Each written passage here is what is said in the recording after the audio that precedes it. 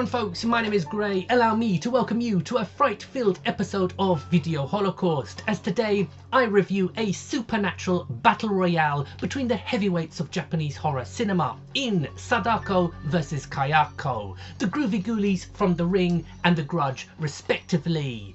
Two of the key titles in the boom in Asian horror movies in the late 90s and early 2000s. But does this incorporeal catfight bring anything new or terrifying to the table, or does it simply bog each franchise down further? Let's find out.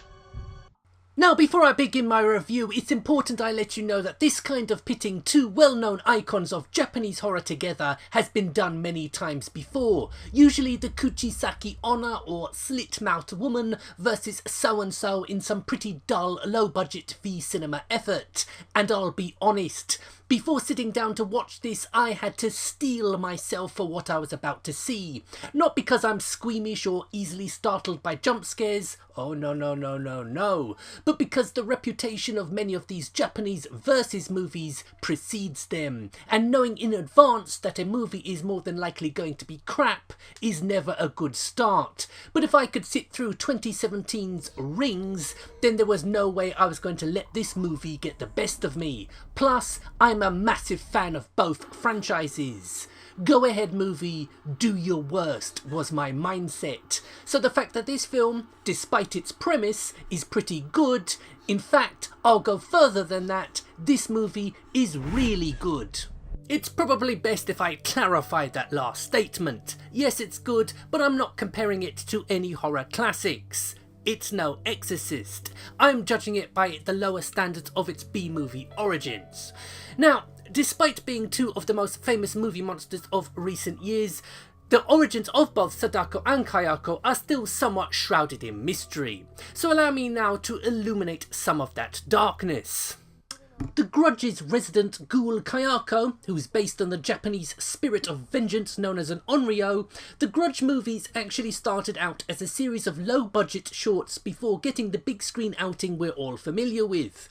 As for Sadako, her roots can be traced to the 1990 Koji Suzuki novel, which has a very different take to the 7-day curse. While still supernatural in origin, it's treated more like a virus that spreads and multiplies and linked to the terrifying and once all but fatal smallpox. But there's something else, something so unnerving and terrifying within the pages of the novel that no TV show or movie project has dared to include, and that's the fact that Sadako has a cock.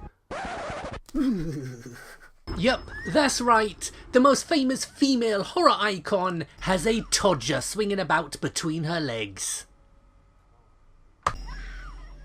No wonder she's always hunched over.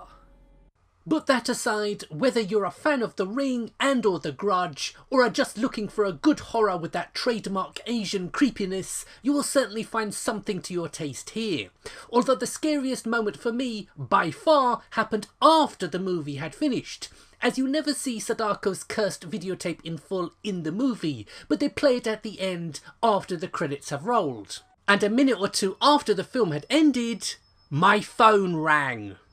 Luckily it was only my mate Vinny and not an unholy spirit of malevolence with her tackle out.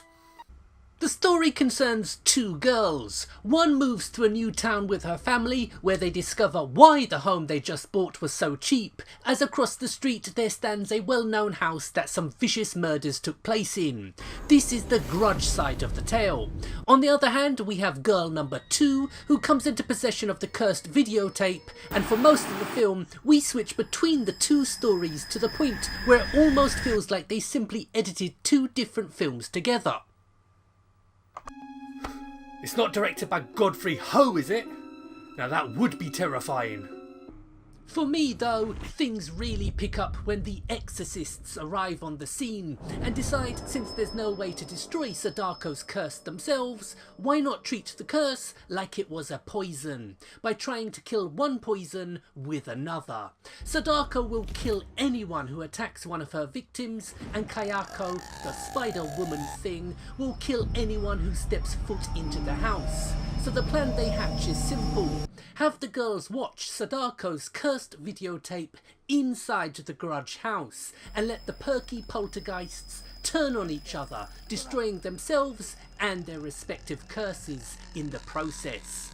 Unfortunately, it was a silly plan, and the film ends with the loss of all hope, like any good horror movie should. So there we have it, folks. This has been my look at Sadako vs Kayako, a film that has taken a bit of a savaging from critics but is nowhere near as bad as they make out. Providing you go into this movie not expecting greatness, I think you'll be pleasantly surprised by this low budget horror offering. I certainly was. So my name's Gray, you've been watching Video Holocaust, more videos up very soon, so thank you very much for watching and goodbye.